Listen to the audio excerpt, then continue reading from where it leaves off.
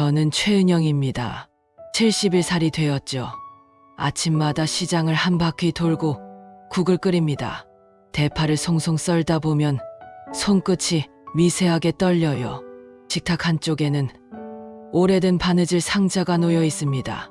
상자 밑바닥에는 작은 열쇠가 하나 숨어 있죠. 은행 보관함 열쇠예요. 남편이 세상을 떠나던 해에 만들었습니다. 아무에게도 말하지 않았어요. 아들 한도규는 사업이 바쁘다 했고 며느리 섬이라는 집 관리가 힘들다 했습니다. 딸 최가연은 자주 찾아오지 않았죠. 저는 그 말을 이해하려 애썼어요. 가족은 각자 사는 법을 배워야 한다고 믿었거든요. 그날 점심에 한도균이 말했습니다. 어머니, 건강검진 예약이 잡혔어요. 운전은 섬이라가 맡겠다 했습니다. 저는 고개를 끄덕였어요. 전날 밤 바느질 상자 열쇠를 한번 만졌다가 다시 넣었습니다. 왜 만졌는지 저도 모르겠어요. 입구에서 신발을 신는데 발등이 살짝 저렸습니다. 신발끈을 매다가 마음이 뻣뻣해졌죠. 산길로 차가 들어섰어요. 바람이 창문 틈을 때렸습니다. 저는 이상한 기분을 쫓아냈어요. 가족이 옆에 있으니 괜찮다 생각했거든요. 조수석에서 섬이라가 창밖을 보았습니다. 고요했지만 등줄기가 서늘해졌어요. 차는 오래된 요양시설 앞에 섰습니다. 표지판 페인트가 벗겨졌어요. 한도규는 접수창구로 걸어갔습니다. 섬이라는 트렁크에서 이불과 세면도구를 꺼냈어요. 저는 물었습니다. 검진은 어디서 받나요?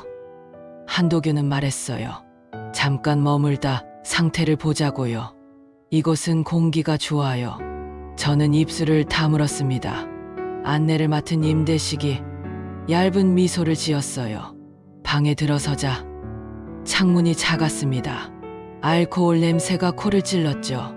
저는 마음을 다잡았어요. 잠깐이면 된다 생각했습니다. 섬이라는 휴대폰을 잠시 맞자 했어요. 분실 위험이 크다고요. 저는 주머니에서 꺼내 손에 쥐었습니다. 손바닥이 땀으로 미끄러웠어요. 한도균이 말했습니다. 믿어주세요. 어머니, 저는 고개를 끄덕였죠. 침대에 앉아 숨을 고르는 사이 발자국 소리가 멀어졌습니다. 문틈 바람이 얇게 흘렀어요. 침묵이 방바닥에 눌러 앉았습니다. 저녁이 오니 복도에서 신음이 흘렀어요. 저는 그때 깨달았습니다. 이곳은 쉬어가는 곳이 아니었어요. 허리가 굳고 눈이 말랐습니다.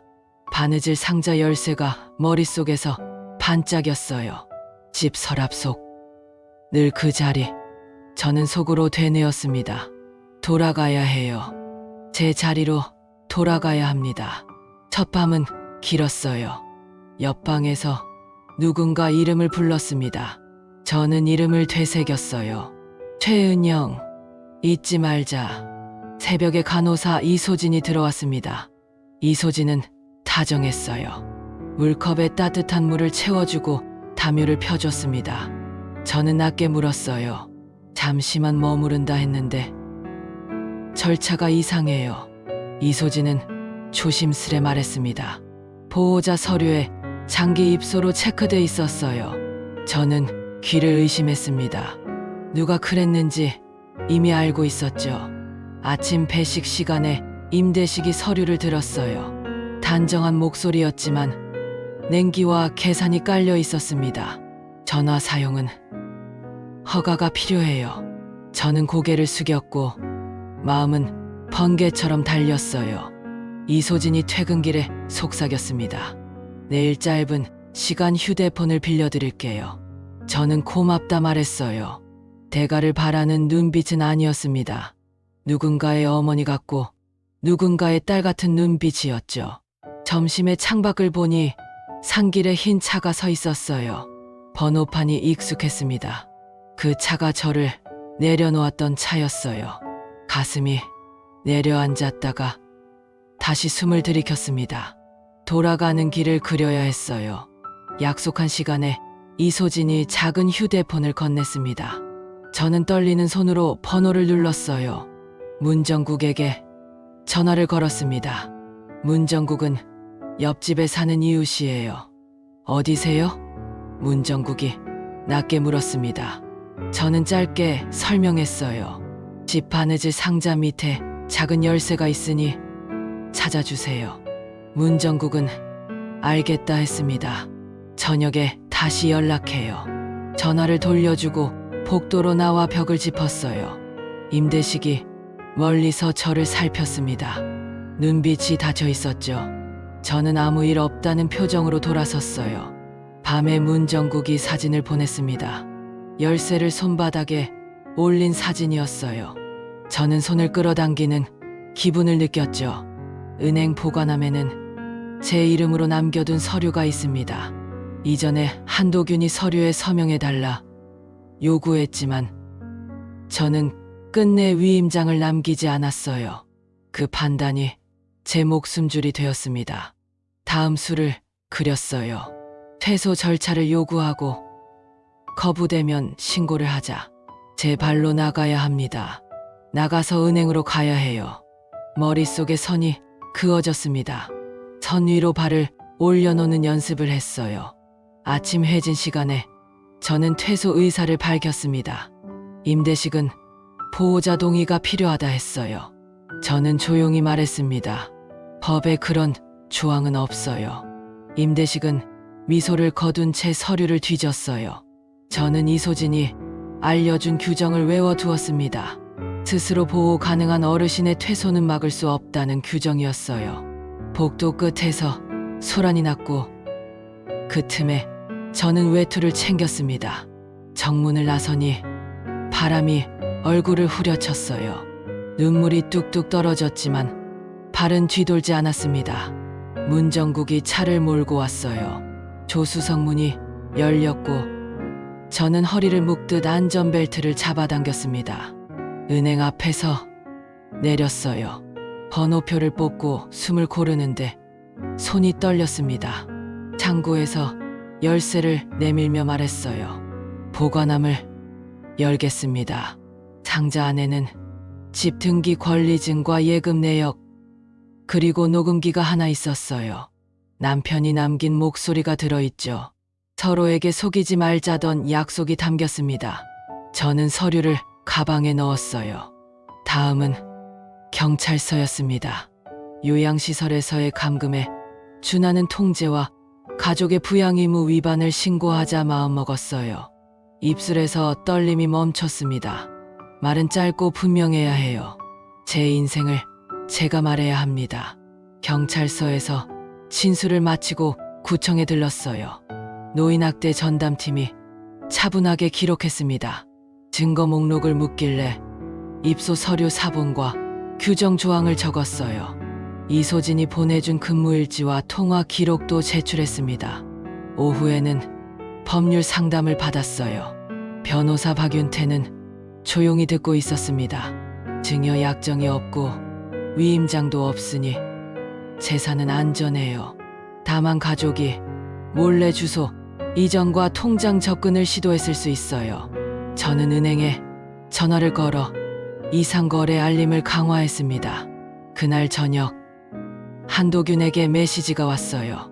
오해라고 했습니다. 저는 답했어요. 오늘 이후로 모든 연락은 문자로 남기죠. 다음 날 언론사에 제보 요청을 보냈습니다. 사연이 아니었어요. 제 사례와 제도 미비를 다뤄달라는 요청이었죠. 문정국은 옆에서 묵묵히 서류를 정리해 주었어요. 손이 무거웠습니다. 무게는 두려움에서 신뢰로 옮겨갔어요. 부엌에서 작은 냄비로 미역국을 끓였습니다. 김이 서리는 사이 창문에 제 얼굴이 비쳤어요. 주름이 깊었지만 눈빛은 서 있었습니다. 저는 천천히 국을 저었어요. 뜨거운 김 속에서 다음 계획이 더 또렷해졌습니다. 며칠 뒤 조사관이 요양시설을 찾았어요. 임대식은 규정대로 했다고 주장했습니다. 이소진은 조용히 사실을 말했어요. 보호자 동의 체크가 장기 입소로 되어 있었고 설명 과정이 없었다고요. 복도 끝에서 간호보조 김선아가 입을 열었습니다.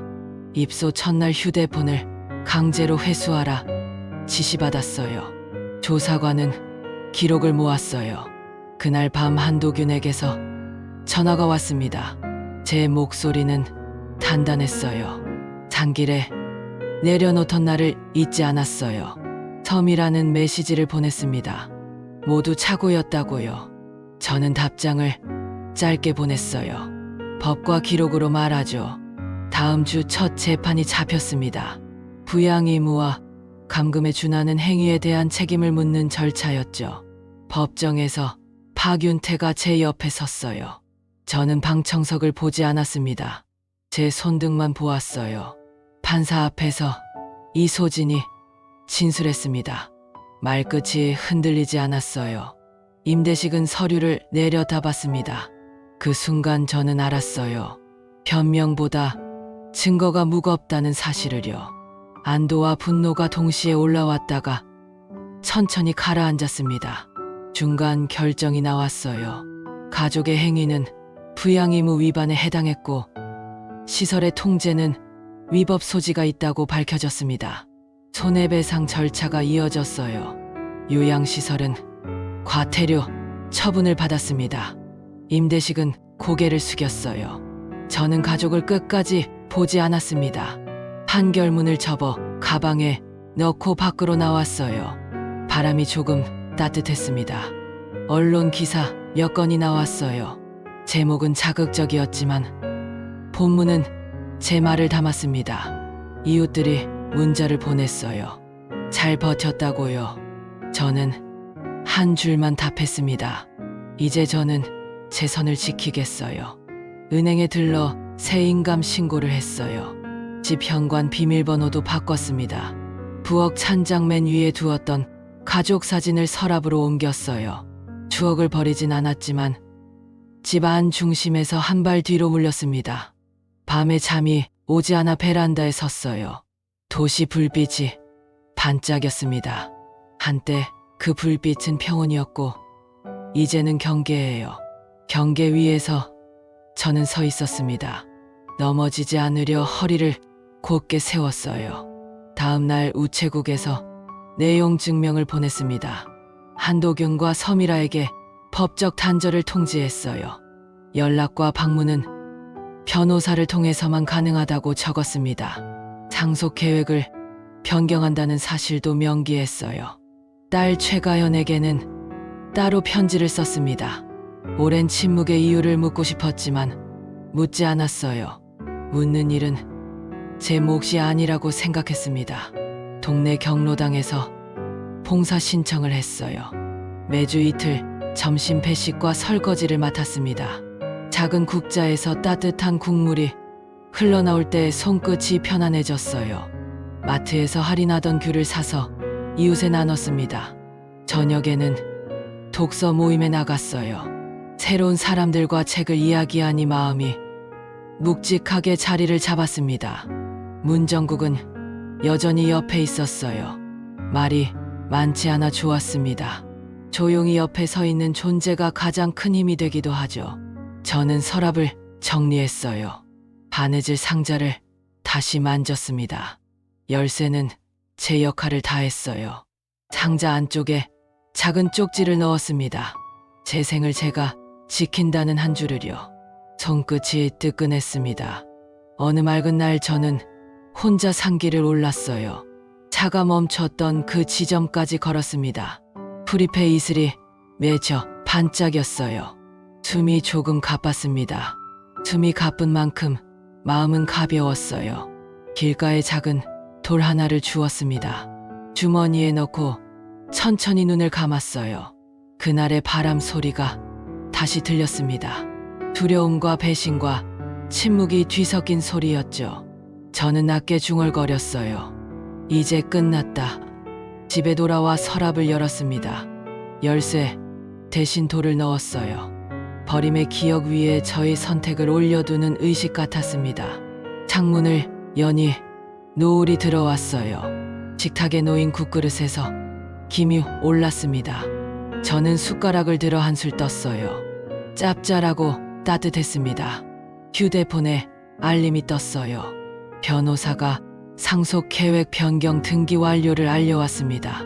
저는 고개를 끄덕였어요. 제 인생의 마지막 장은 제가 적습니다. 단절은 냉혹하지만 제게는 회복이었어요. 저는 천천히 등을 기대고 눈을 감았다가 다시 떴습니다. 밤이 내려오고 있었어요. 그 밤은 더 이상 두렵지 않았습니다.